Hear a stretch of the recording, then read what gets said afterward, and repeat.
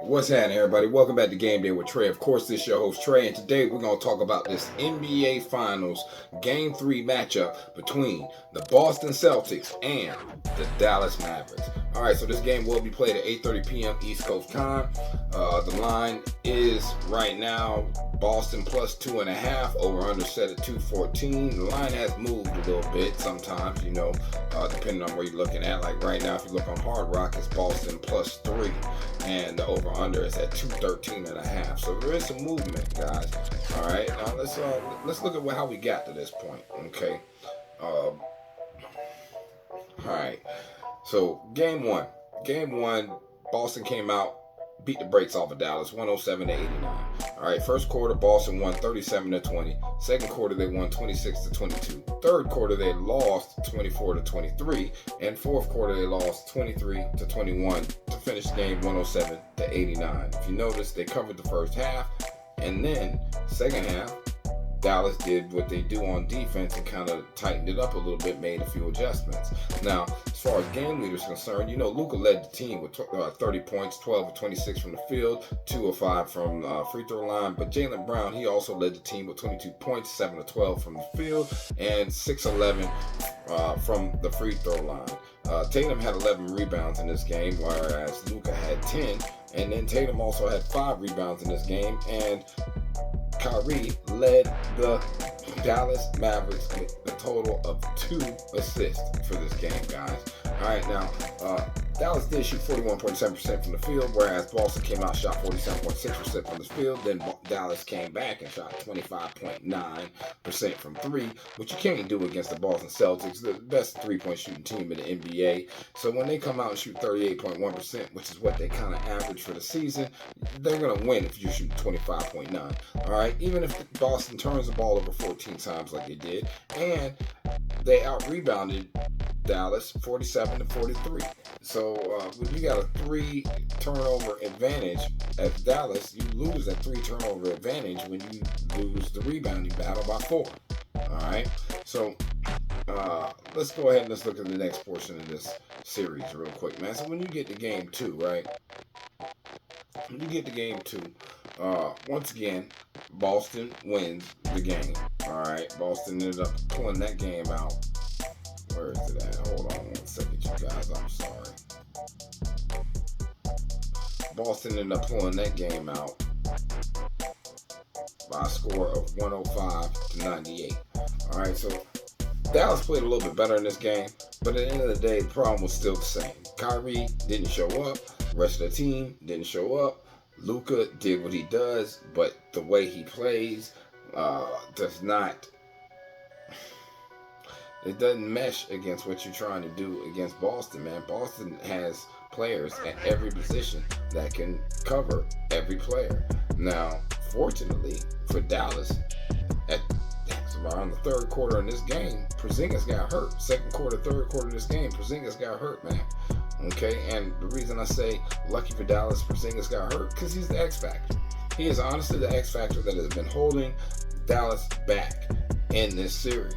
And if he does not play in this next game, then that could be critical for the Boston Celtics as far as covering the spread is concerned, or as far as winning. Because I think they can cover the spread without Porzingis.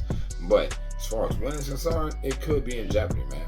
So once again, Boston did win this game 105-98. First quarter, Dallas did win 28-25. Second quarter, Boston came back, won 29-23. Boston covered 2.5 points if you were able to get that at the half. Then Boston won the third quarter, 29-23, and lost the fourth quarter, 24-22. If you notice, every single one of these quarters have gone under.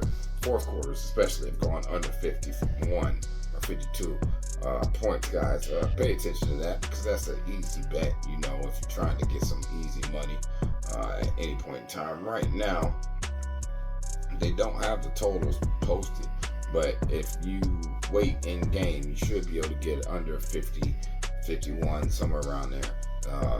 That's a deadbolt, guys. All right, just like if Porzingis does play, Porzingis over 3.5 points, that's a deadbolt. That's something you can't bet your eye to, guys. And right now he's not listed, so I'm telling you that he's probably not going to play.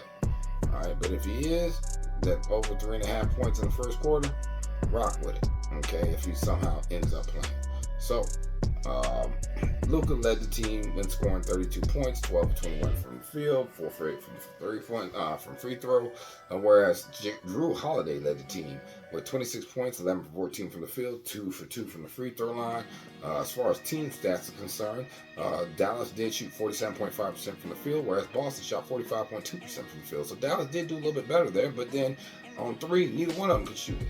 Dallas shot 23.1, Boston shot 25.6 from 3. So neither one could shoot it, but Dallas ended up turning the ball over 15 times to Boston's 11 turnovers. And even though Dallas did win the rebound battle, 43-41, those extra turnovers is what kind of cost them the game, and then missing free throws that they definitely can't afford to miss. You know, you just can't afford to miss free throws in the finals, especially your best players, guys. Your best players cannot afford to miss free throws, you know, not in the finals. But I digress. All right, let me go ahead and get to this next step. But hold on, before I even get there, just so you can understand how those turnovers are so important and the rebound game is so important. All right, points conceded off of turnovers. Dallas had 21 points conceded off of turnovers versus Boston's 12 points conceded off of turnovers. All right, so fast break points, Dallas only had 7. Boston had 15. That's something that's got to stop. If Dallas wants to win this game that's coming up tonight, then Dallas has got to stop that. All right. Now the gods are looking down on him because Porzingis is questionable, dealing with a lower leg injury, and it's unknown if he will be on the court against the Mavericks on Wednesday in Game 3 for the NBA Finals. We all know that Prosper's questionable, nursing that ankle sprain, and Greg Brown III still out. All right, so when you're looking at these two teams, man, in this pivotal Game 3 matchup, there's two distinct possibilities. The Boston Celtics take a commanding 3-0 lead and inch even closer to a franchise's first title since 2008, or the Mavericks show some life and start to turn the tide from what's been a one-sided battle so far to a real series. Now, like, with Porzingis out, this makes it more of an opportunity for this to actually happen, guys. All right, now we all know Boston's in the driver's seat based on league history. As of 31 of 36 teams who have a 2-0 lead in the NBA Finals went on to win. So what the Celtics have approached Game 3 as they look to extend their perfect record to play in the playoffs to 7-0. Man, Boston guard Drew Holiday said he's just trying to be the hungrier team. He's been in this position before. He said, we're going to go out there and try to execute a game plan. And you can't be mad at that. He's been in this position before. He is a veteran. And he kind of knows how to attack the situation. Whereas we all know that Luka Doncic is going to play a key role in this game. But to me, I'm going to be honest with you. This comes out to whether or not Luka's going to surrender that ball to Kyrie and let Kyrie bring the ball down.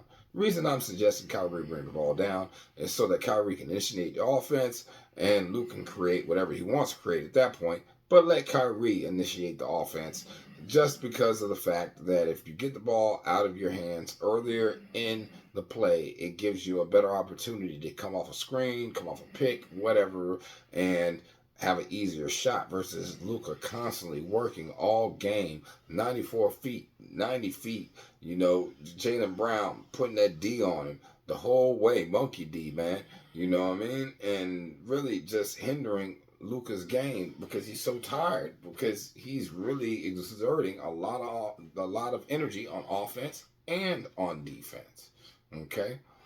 All right, so another thing you might want to pay attention to when you look at these two teams is exactly what these two teams have been doing as far as situationally. So in the playoffs, Boston is 14-2 overall straight up, whereas Dallas is 12-7. Now, as an away team or as an away underdog on the season, including the playoffs, Boston is 1-2. So when they're in this situation, if Vegas tells you that they are underdog, they really are underdog. they most likely will not win. Okay, and then when you look at home favorite for Dallas, 24-12. I mean, you can't argue with that. And then look against the spread in the playoffs right now. Boston's 8-7-1, whereas Dallas in the playoffs is 11-7-1.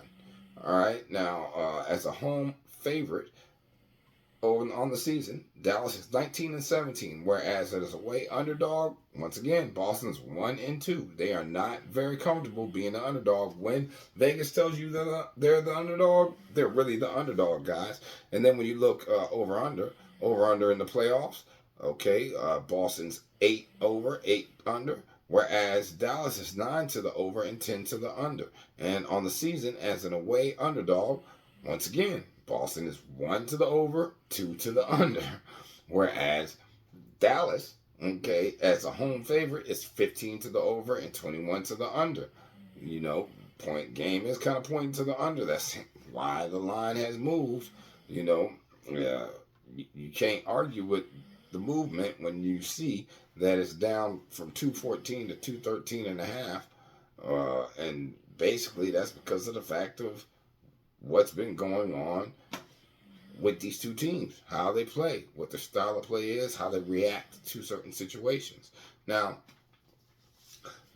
in the last 3 games, Boston's averaging 105.7 points per game and only giving up 96.3 points per game.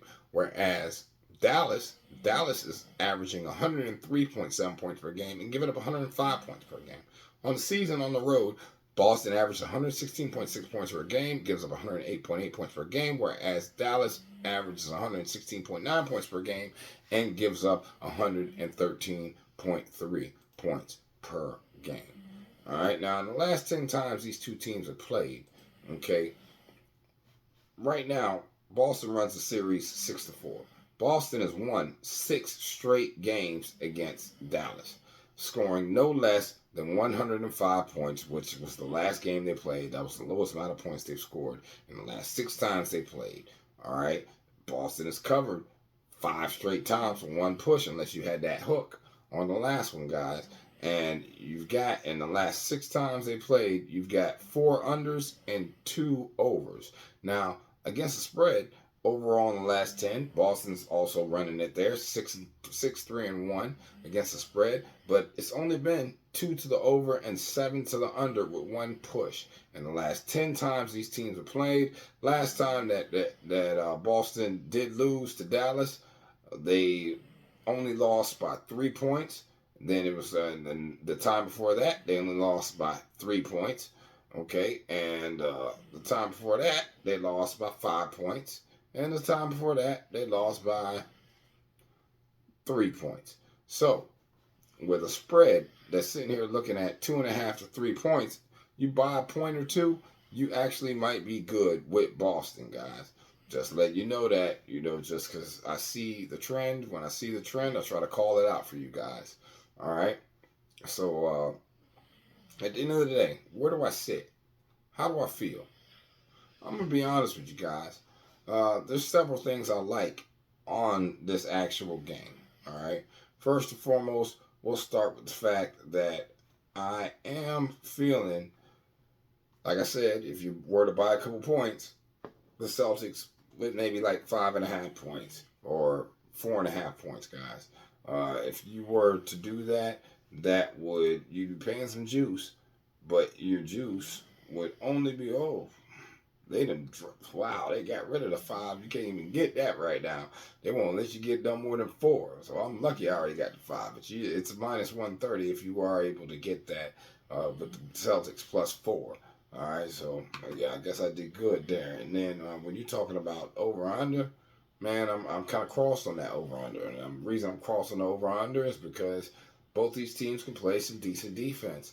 I'm expecting the teams to shoot better from 3. Especially Boston. Boston hasn't really been shooting good from 3, and Dallas definitely hasn't been shooting good from 3. Now that they're back home, you should see some role players step up and do a better job fulfilling their duties. You know what I mean? So I do like to see, or I would tell you that I like to see more of a higher 3-point percentage from both of these teams. Okay, so which will probably lead to the over. But I can't jump out there like that. I just can't. But what I will tell you, player prop wise, I do like Jason Tatum for the double double. Okay. Of course, you know I like Luka for the double double. We already know that if he don't get a triple double, guys. I also am feeling. No, I'm feeling the first quarter. I like Mavericks. I think the Mavericks got to come out and fight in this first quarter.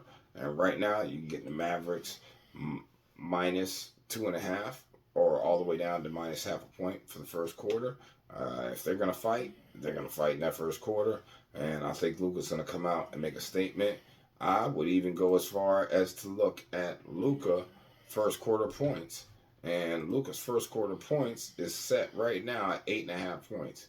So that lets you know Luka's probably going to come out and make a statement in this game. I mean, I'm not probably. He's definitely going to come out and make a statement in this first quarter, guys. So I would lean towards Luka plus the 8.5 points as well. But as far as over-under is concerned, yeah, like I said, maybe I'll buy a couple points and push it under, or maybe I'll buy a couple points and push it over. But I really don't have a strong stance on that. That's probably going to be an in-game bet for me as far as over-under is concerned. But I don't know. Y'all let me know what y'all feel in the comments. I hope this information helps y'all. Y'all have a blessed day. Stay safe. I hope I see you at the window, man. Peace.